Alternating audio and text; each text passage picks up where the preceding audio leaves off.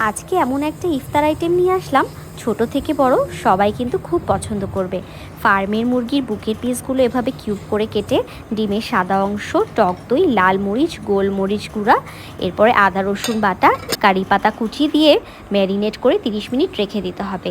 এরপরে ময়দা, চালের গুঁড়ি, লবণ দিয়ে আবার ভালো করে মেখে নিতে হবে। এটা মেখে নেওয়ার পরে কিন্তু আর অপেক্ষা করতে হবে না। তেল গরম হয়ে যাওয়ার পরে চিকেনগুলোকে এভাবে তেলে দিয়ে দিতে হবে। আর ফ্লেমটা রাখতে হবে লো টু মিডিয়ামে। হাই ফ্লেমে দিলে কিন্তু চিকেনটার উপর থেকে কালার চলে আসবে, কিন্তু ভিতর থেকে আর হবে না, তাই একদম কালো কালো পোড়া পোড়া হয়ে যাবে। চিকেনগুলো এভাবে গোল্ডেন ব্রাউন হয়ে আসলে আলাদা করে বাটিতে তুলে নিন।